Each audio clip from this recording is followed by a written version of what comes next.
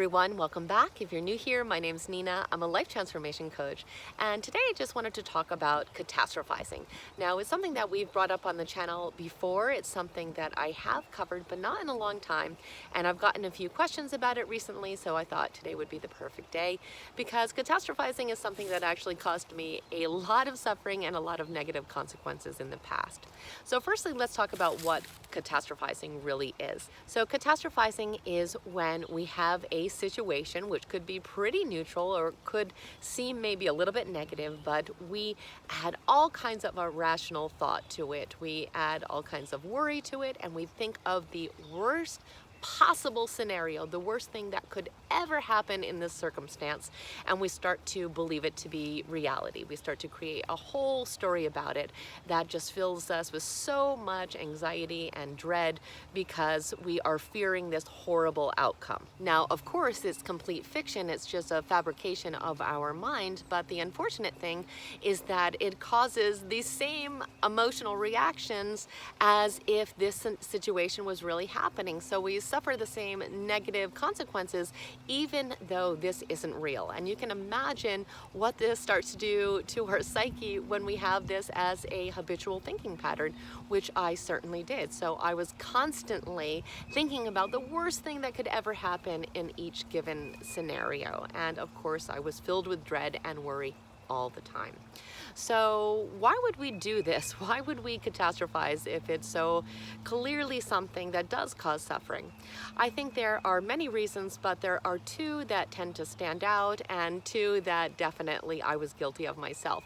So the first one is that our brain simply craves certainty. And even though we are imagining the worst situation that could ever happen, or the worst possible scenario or ending to this story, it is a final ending for us. It is a conclusion. So we feel like we are really, able to rest our mind because we have decided definitively what will happen, and that gives us that sense of certainty that we are craving. Even though it is not what we wish would happen, we feel like we can put our mind to rest because we have decided again for sure that this is how the story is going to end for us. And the second thing, and this is the one that I used to be the most guilty of, is that in a way we're kind of just preparing ourselves for the worst case scenario. So we feel that if we come up with this worst case scenario, and if we think about it enough and we relive it and replay it enough, we're going to kind of become desensitized to it. So it's going to sting less when this comes into fruition. Now, of course, there are two big flaws with this. The first is that most of the time these things never come into fruition. They are completely illogical to begin with.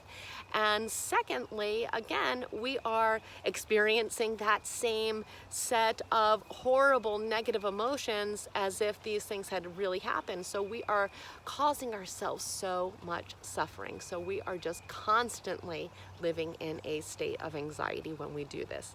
So if this sounds familiar, firstly know that this is very, very common and also very correctable. So the first thing that we need to do is to notice that we are doing it. And sometimes that's the hardest thing, especially when we do have thoughts and behaviors that are unconscious. We don't realize that we are doing them. We need to stop and notice that, yes, this is catastrophizing.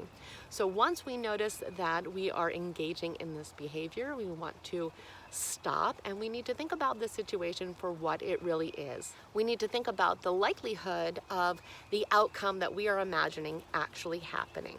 So we can convince ourselves a lot of times that it's a lot more rational than it actually is. So we need to really use a critical eye, use critical thinking, and think, is this something that could ever really happen? What is the likelihood that this would happen? What are other possible conclusions or endings to this scenario that would be more likely? And we want to think about our story, our theory, and just try to poke holes in it. Think about what evidence we might have that this would ever be the reality, that this would ever be the case. And usually we will figure out that, yes, this is very irrational thinking. Now, there is a specific technique we can use to do this. It's called cognitive behavioral therapy. I made a video about that. I will go ahead and can link that down below.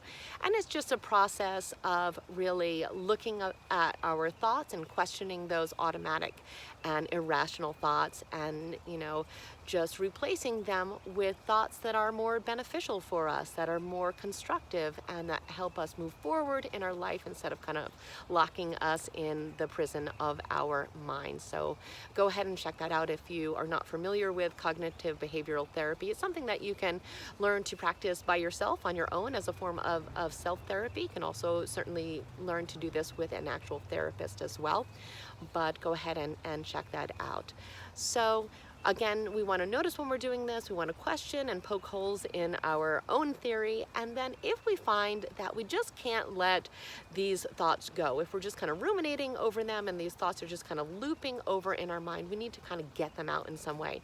And so what I find really helpful is to go ahead and write them down in a journal or just on a piece of paper. Write out all those fears and worries, because maybe they just feel that they need to be addressed, they need to be heard. We need to allow ourselves to consider these possibilities. So go ahead and write them down, and at a later time, when you are feeling more relaxed, when you are feeling less emotionally reactive, you can go back and reread these papers, and you can ask yourself at that point, how realistic is this? Is this something that should be causing me so much concern and worry? Is this a realistic outcome for me? And usually by that time we can realize that, yeah, I think I'm really catastrophizing this. And we can kind of think about what a more reasonable solution would be. And of course we can take, some precautions. We can take measures to prevent the things that we are fearful of. We just don't want to allow ourselves to constantly be in that state of fear. So my invitation for you is to think about whether or not this is a habit for you, and think about maybe some of the times in your life where you have catastrophized situations, and think about how they ended in reality. And you can see that there is usually a huge gap between what we feared would happen and what actually happened, and that just offers further proof that this is a cognitive pattern that we want to go ahead and correct, so that we can have more peace in our life, so that we can let go of this unnecessary anxiety about situations that probably will never happen for us. So I truly hope that you found this video helpful. If you did, please like it, share it with someone else who may need to hear the same message today. Also, again, if you aren't already a subscriber, go ahead and become one. We definitely want you to be part of our community. And I thank you so much for spending time with me today. Have an absolutely amazing day.